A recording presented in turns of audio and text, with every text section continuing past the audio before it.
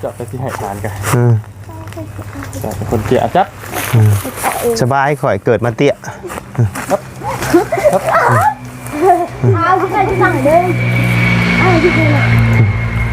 อันนี้คือมองเบียดเป็น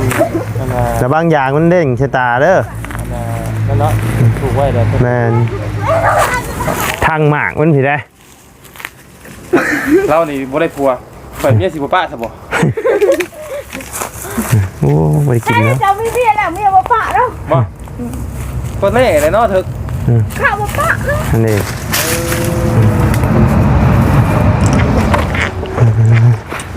โอ้ข้าวเปลือกเอาไปเกลือไก่บ่ตากแห้งไปเกลือไก่สุ่มไก่แล้วพี่น้องเราไม่ได้ไปขายไก่ป่ะมันเนี่ยกลับมาโอ้เราเห็นแล้วเนี่ยเนาะทางเขา125 ล้านนั่นปิดมาเลยแล้วหมดเลยแล้วมาเลยมันจะขึ้นไปดูมีแค่บ่เราก็ใส่เนาะเราเอานะเราว่าใส่เราว่าแต่ว่าจักน้ำพอเขาจะจึงบ่ยันพันเสียงกันลายอ่ะเอ้าคันว่าตก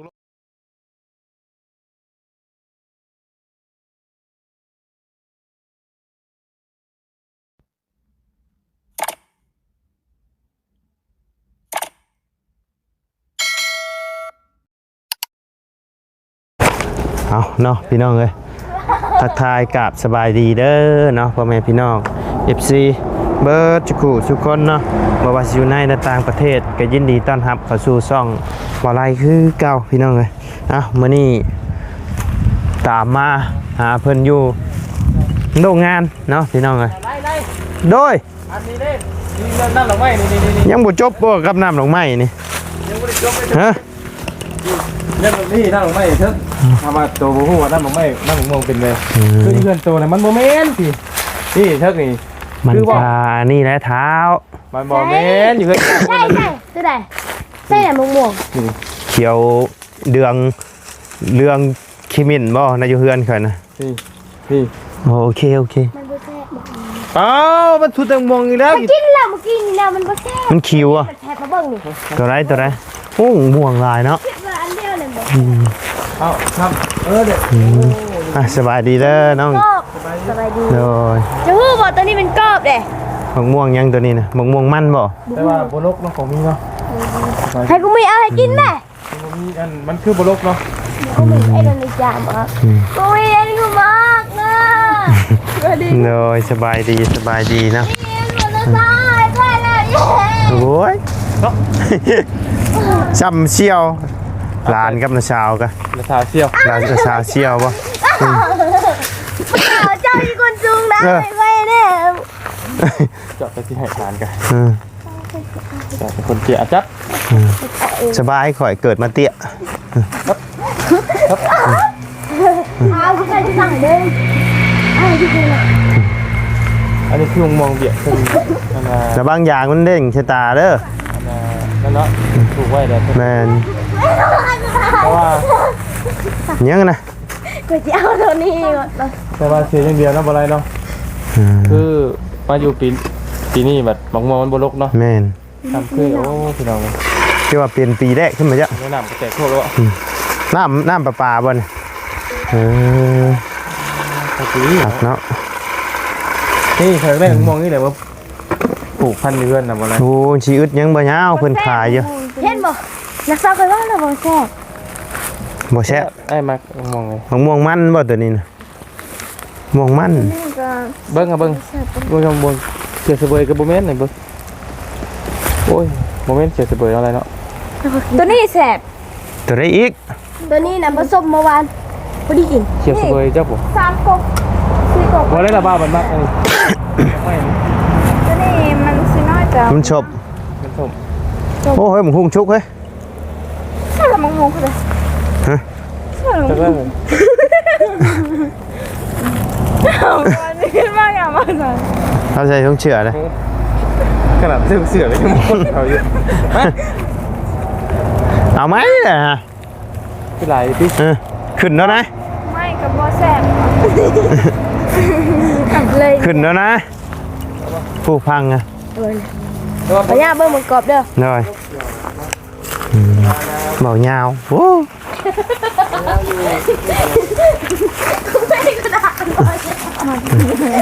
กูทหารไปอ่ะ mấy một hùng đi นี่น้ำหนองไม้ของแท้นี่ sớm นี่เพื่อนเจ้าน่ะบ่แม่น alo đôi nhom nè vào nhau rồi nhom nè phải đi đâu phi đông đó ก็บ่ได้จบเต็ม นี่บ่เหย้าคนนี้บ่ไล่บ่ไล่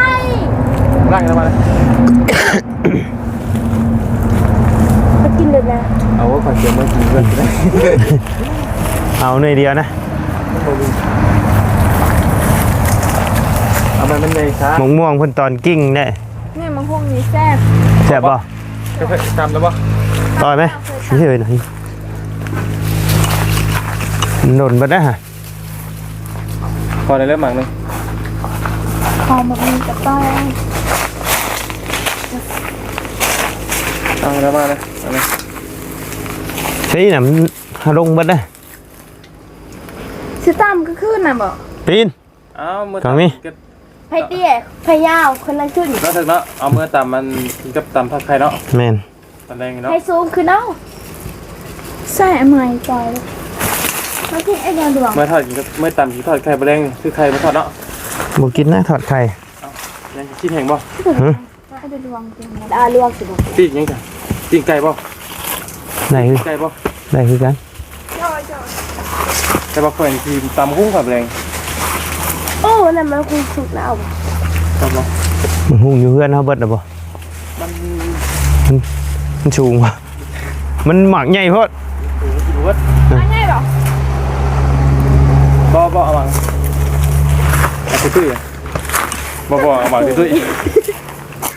หน่อยตัวนึง พันเดียวกันบ่ เล่นเหรอ ตัวนี้บ่ คนบ่เคยทำเดียวกัน อันเดียวกันบ่ โอ้อยู่ต้นเดียวกันเฮ้ยน่ะยางตกสิตายเอาพังนี่นะเราถึงเจ้าบ่ยังยางตกสิตาโอ้ยตาบอดชับบ่ได้ผัวน้ำมูแล้วทางหมากมันผิดได้ เรานี่บ่ได้ผัวข่อยเมียสิบ่ป้าซะบ่ โอ้บ่ได้กิน ใช่ แล้ว จะไม่เพี้ยนแล้วเมียบ่ปะแล้ว บ่ก็แน่เลยเนาะถึก ข้าวบ่ปะ อันนี้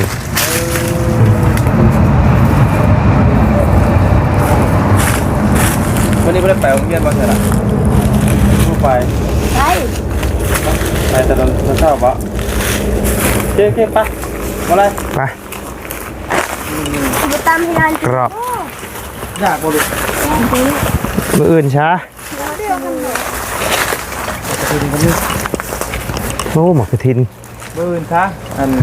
ตำหุงนะ ต้นนี้เบิดเด้อต้นนี้ เพราะว่าจะมาเผาโรงงานโรงเรียนบ่ จานไม่ได้ไปถ่าย อันละสาวดิ น้ำค่อยแนะกินแล้ว ละสาวดิซะเมื่อละสาวก็อยู่ผู้เดียวหรอวะ บอล อยู่ไผ เศร้าไป ยังเว้ายังงงบาดงอยน้อยดิ นาชาบ่ได้ไปโรงเรียน นายประจาไม่ได้ไปห้องนี้ อื่น ไม่ไปเกี่ยวงานแต่มันตรึบ เที่ยงเลยมันคือเป็ดคือเก่าบ่พอแล้วพอเรียนเขาก็ได้บ่ อ๋อเราจูดจะบ่ได้มาบ่มือไฟใหม่อ๋อผู้เราแล่น้ำไฟจน จักตัดหญ้าแล้วก็มันแห้งแล้วเราก็จูด จูดมื้อนั้นผู้ละลายน้ำฮอดผู้ กับไปใหม่เบิดเนาะ น้อย เอาพอดีทางพอโรงเรียนนี่แม่นบ่อยู่ไปสารวัตร แล้วไปหาผู้ชาวบ่ฮะ ก็ไปหาชาวบ่ ไปหาผู้ชาวบ่จักนี่เนาะไปซะไปยังไง พาคนบ้านมุงวิ่งไป ตัวเป็นตัวไปเบิ่งรถอีแท็กบ่ ไปเบิ่งฮอดผู้ เขาซื้อ2คันเขาซื้อแล้ว พอไปเบิ่งฮอด เขาโทรหาสารามมีเซานี่ ก็ไปเบิ่งไก่แท้อยู่เชฟโปนบ่มีบ่ ข่อยก็บ่กันเราขี่แล้วร้อยว่าเราขี่รถจักรเลยไปอีกเลย แต่รถจักรเพิ่นก็มีแต่หนังสือเบียดได้ก็ร้อยอีของเรียงนี่ว่ะ โอ้ไปนะ ใคร น้องคือ มือกล้องนุ่งเฮิม ไปเมื่อเช้าบ่ เอาเรา มึงถามเราก่อนถามมือกล้องลุงเฮิมก่อน มา โอ้นี่บ่มือกล้องลุงเฮิมอ่ะ ตาเยิ่มๆแต่แม่นแล้ว ลอกกระจาย แล้ว มาแต่รอง เป้าที่ขอเสือตีกันบ่มา อ้าวมึงนี่ตากูมีบ่มาแหละน้ำบ่าวกับน้องเราไปลอก ก็ไปย่องคุณอันเลือดแล้วพุ่นเนาะ โอ้บอกเบิ่งเราดิ เจ้ารอที่สองคนรอที่หนึ่ง ผมรออันสู่เขาบ่ได้ ใจมันงดงาม ไปซะพี่น้องเลยมีแต่ว่า เจ้าก็ลอก เอามาหุงเมื่อต่ำเป็นมาหุงเอามาหุงเมื่อต่ำพี่น้อง คนละบาจานเลย ผมขอบใจละลายทางน้องๆเพิ่นพี่น้องเลยโรงงานนี่บ่ยาวกับ่ได้คอยเลาะยังบ่ได้เลาะเบิ่ง ลอกกลางคืนน้ำมันมวนนะ ชวนมาเครือจักนี่บ่ แน่เนาะ ในโรงงานนี่ต้องกินอย่างไรเบิดบ่ ได้เบิด ที่ว่า สิ่งที่เจ้าอยาก อันของปลูกของฟังเฮา กินได้มั้ย พวกมะเขือมะแข้งนี่บ่แทน เดี๋ยวนี้เลยมะเขือมะเขือ บ่เอาว่าหมากกระทินเมื่อกิน หน่อยนะ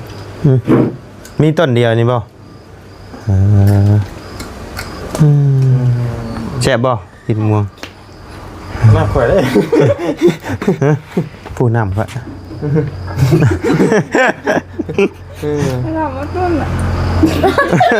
เอาตูน เนอะ บางอย่างพี่ เนาะ ประตูอีกแล้ว เอาตูนอีกแล้ว ตายครับเอาบ่ได้ก็มีแต่ประตู ไปบ้าไปเอิญวันนี้นะบางอย่างไปวันนี้มาละซื้อก ระบอกเราพี่น้องครับ เที่ยนหน้าที่หนังสือไว้ปิดไว้ข้างหน้าข้างหลัง ไปใส่เมื่อปะ เมื่อได้แล้วบ่มา โอ้อันนี้คือมาเผาโรงงานถ่านนี่บ่ถ่านอกอ๋อวันนี้ มันหุ่งก็ถือเอาเลยจ้ะ มารถ บอยบ่ใช่นะ เอานะ โอ้ยูนเนดนี่เนาะตาคือขาดนะไปซะพี่น้องเลยพบเจอกันอยู่พุ่นแหละเนาะใช้ชวนยังไงนี่นะชวนต้นไม้บ่ ต้นไม้แล้ว ใช้แต่งจริงพาเลาะนะเลาะเบิ่งกันจังหน่อยนึงเอาเลาะเบิ่งชวนต้นไม้โอ้คักเนาะนี่บ่ยาวจะว่าอยากได้ต้นไม้เมื่อปลูกอยู่เพื่อนนี่ต้นนี่มันห่มครับฮะ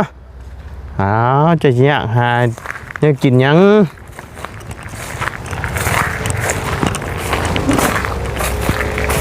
โอ้คักนี่ต้นนี่งามพี่น้องเลยห่มคักเล่นเนาะต้นยิ่งใหญ่ตัวนี้ต้นดูลายป่ะ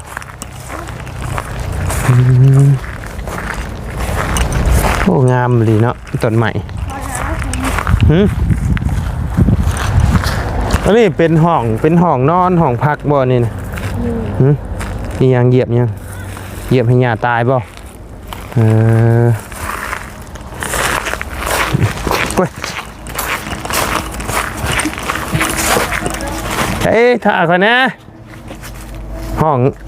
องคนนอนบ่นี่นะ สบายก็นอนป่ะ เปิดได้บ่นี่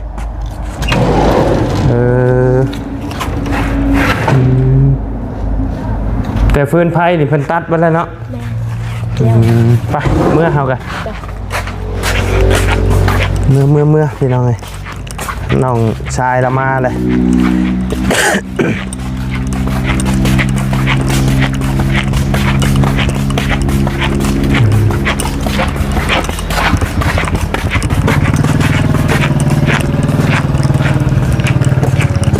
ใช่ลุงเฮิมถามหาโยฮะใช่ว่าจะไปเป็นมือกล้องให้ลุงเฮิมมา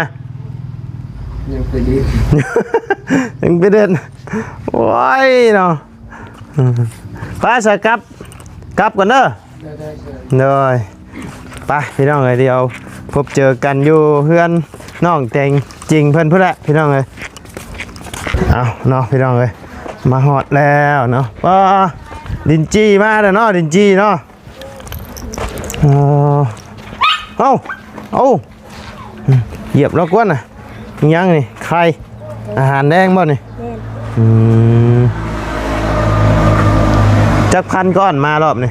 พันกว่าก้อน พันกว่าก้อน 1,000 200ก้อน เอาใช่ว่าสิให้เบียดเพิ่นเมาเฮ็ดเด้ย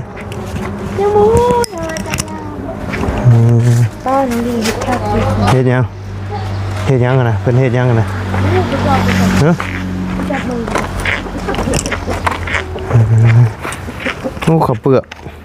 เอาไว้เกลือไก่บ่ ตาแห้ง ต่างแห่งไปเกลือไก่สุ่มไก่แล้วพี่น้องเราไม่ได้ไปขายไก่บ่มื้อนี้ พักกันมา กลับมาโอ้เราเห็นแล้วเลยเนาะทางเข่านี่ทางรถเข่านี่พี่น้องเลยแล้วคดอันนี้นี่จนเต็มเราก็ไวขนาดเลยดินจีโอ้แตกอยู่มุ่นเบิดเนาะตัวแตกนี่เพิ่นก็เขาก็ลุบเขาแล้วนี่เนาะเพิ่นให้มาเกินอยู่บ่เนาะ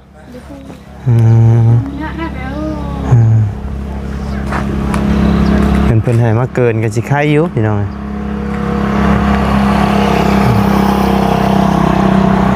เอ๊ะหมังม่วงเนี่ยไปไกลยังนี่น่ะตุติงเต้นอยู่ แซ่บอีก คือว่าทางอาจารย์ลาเพิ่นมาแจ้งตอนนั้นว่าสิเมาเฮ็ดบ่ ยังบ่ฮู้ อ๋อเพิ่นมาเบ้าคร่าวๆไว้เฉยๆมาถามให้ชื่อบ่อ๋อติดไมค์ให้ละมันแบบว่าเราทางอาจารย์ลาวมาบอกไว้ว่าสิมีทางผู้ใหญ่เพิ่นมาเมาแบบแล้วเป็นลังเลยบ่ โดย โอ้แต่ว่าเงินยังบ่ทันมาเนาะยังเฮ็ดยังอยู่ในรถ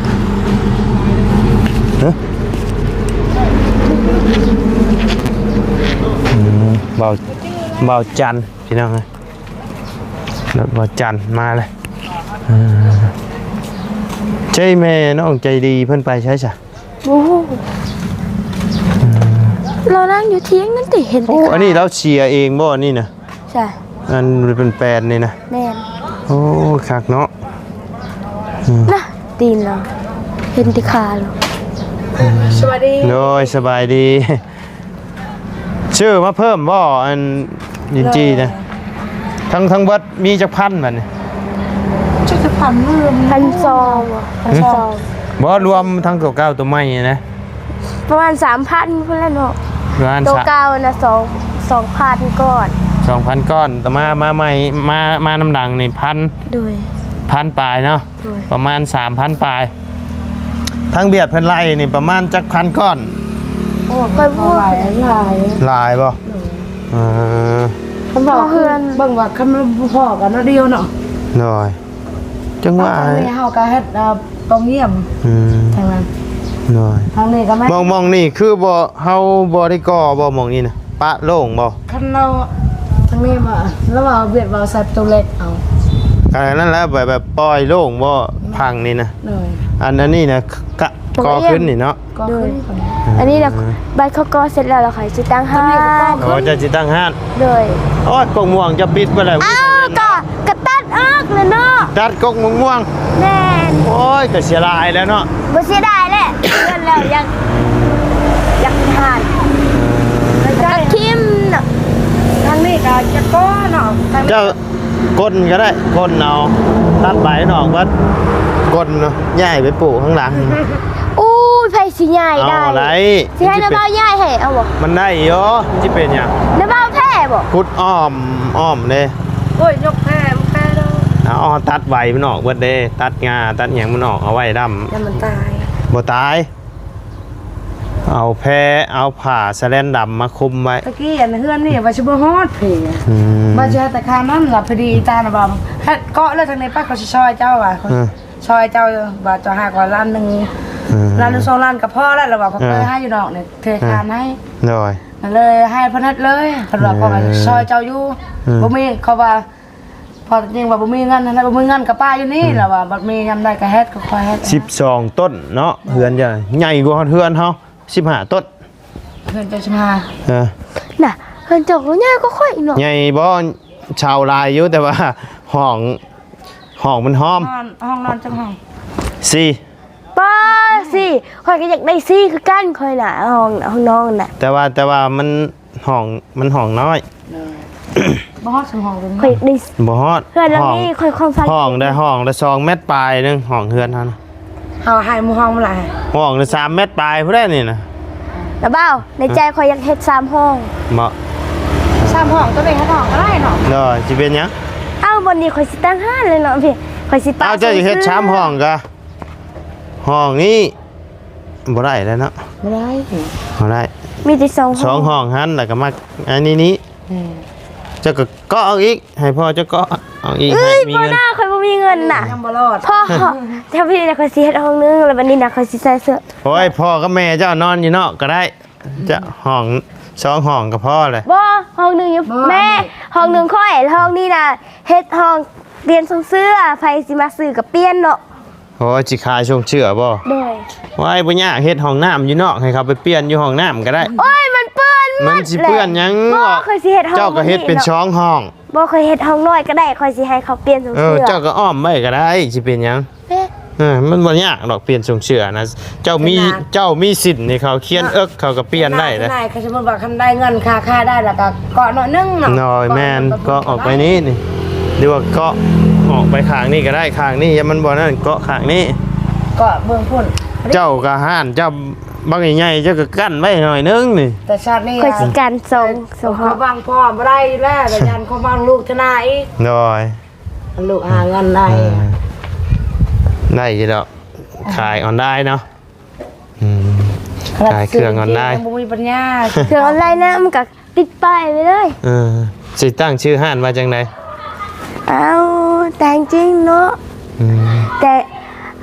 อาหารขายเสื้อผ้าแต่งจริงขายถึกนะ เอ้วคือเนาะห้านเสื้อผ้าแต่งจริงขายถึกเนาะโอ้คือ ก่อนนั่งหน่อยนึง โดยอืมแต่ว่าอันนี่นะเพิ่นอาจจะปิดให้เนาะหมวงนี้เนาะทางเทิง เศร้า125ล้านนั่นปิดมาเลย แล้วเบิดเลย แล้วมาเริ่มจะขึ้นไปดู เอ ซื้อ อมีแค่บ่ บ้านเราก็ใส่เนาะ เราเว้านะ เราว่าใส่เราว่าแต่ว่าจักน้ำพอเขาจริงบ่ยันเพิ่นเสียเงินหลายอ่ะ เอ้าคันว่าตกลงกัน125ล้านนะก็เพิ่นว่าไล่เบิดแฮงดีเลย ลายมัดประตูของเราหมดตรงเด็กข้างหน้านี่ก็ของเราหมด แล้วบัดนี้ลินจี้เฮาซื้อมาแนวนี่แล้วได้ซะเพิ่นสิบ่ลดให้เฮาอีกบ่ เฮาก็ฮักอีก เพิ่นสิบ่ลดให้เฮาบ่ซะ ลุดขอน้ำเราเว้าน้ำเราก้อนเนี่ยชุดก้อนเฮาได้เนาะเดียวนี่ อืม บัดว่าสิเอาเพิ่มอีกจีน้ำเราก็เว้าซำนั้น เพราะว่าลินจี้นี่มันเกือบพอเด้ เลย ก็ให้เราลดมา แต่เดี๋ยวนี้ยังบ่ได้เว้าต่ออีกน้ำเรายังบ่ได้เว้า มันถ้ารอเบิ่งงบก่อนเนาะ เลย เบิ่งงบเบิ่งหยังมาก่อน ขอ พี่ ง น้อง เรามันเลยไม่จะขึ้นไปนอนซื่อแล้วอ่ะ โดย มีแต่ขึ้นปุกแคนซื้อๆได้ จะเช่าน่ะยานเนาะ บ่ย่านก็ได้ ยาน ถึงว่า แม่นเนาะเสามันคือเงี่ยง เขาย่านน้ำลมเขาน้ำลมเสือหยาน มันเงี่ยงแทน ถ้า เสา เราซอ น่ะ งตัวนั้นกับตัวนี้เบี้ยวอะไรน้อยนึงมันขายอยู่ไง โดยเพิ่นเฮ็ดเพิ่นเทมันบ่ถึกตะกี้เพิ่นบ่ เลยบ๊อบคนจอดตีนเล็กอันนี้เขาบอกให้เราใส่ซองอันตีนเล็ก แต่ว่าเราบ่ เราใส่อันนึง ใช้อันเดียว เราว่าบ่เป็นยังเราบ่เป็นยังที่เขาว่าพอเจ๋งเฮาก็อยู่ที่ปริยานเราบ่เห็นนำเราบ่ยานเนาะ ทั้งสาย เอากับเพิ่นรับประกันให้อยู่แต่ว่าเพิ่นมีรับประกันให้อยู่บ่เอ้าเพิ่นเหมาเฮ็ดนะนี่เฮาก็ต้องตกลงกับเพิ่นกันได้ว่ามีรับประกันบ่เท่านั้นเดือนเท่านี้ปีเท่านั้นปีเท่านี้ปีหั่นนะ บ่ได้เงิน บ่คือสมมุติว่ามาแล้วเฮาก็ต้องคุยกับเพิ่นรายละเอียดก่อนนะมีรับประกันเขียนจดไว้เบิดเลยเฮ็ดตามนั้นแบบนั้นนะ ตลาดหมูจักมันดำเราว่าหมูเพิ่ม เดี๋ยวเพื่อนละถ้ารอเบิ่งทั้งอาจารย์งบทั้งอาจารย์มาเพื่อนละพี่น้องเลยทั้งอาจารย์เพื่อนที่คุยเราเรื่องนี้พี่น้องเลยเอาเนอะ ร้านแป้งละมั้ย อันนี้ป่ะแป้นได้แป้นล้มป่ะ เลย เออ จะแบบ เนาะได้ แล้วเพิ่นมาครับเพิ่นมาเฮ็ดแล้วก็ให้เพิ่นแก้ไขให้เอาโอเคสามีตะบากลับก่อนเด้อบัดนี้เด้ออยู่ดีมีแห้งเนาะ สบายดี พบกันเจอกันมื้ออื่นเช้าพุ่นแหละพี่น้องเอ้ย น้องก็ให้สบายดีมี โดยไปพี่น้องเลยขอบคุณพ่อแม่พี่น้องใน FC เบิร์ดทุกคนเนาะที่เข้ามาติดตามนะครับชมทั้งช่องมาไล่เนาะสำหรับคลิปนี้ลำลาเด้อพี่น้องเด้อสบายดี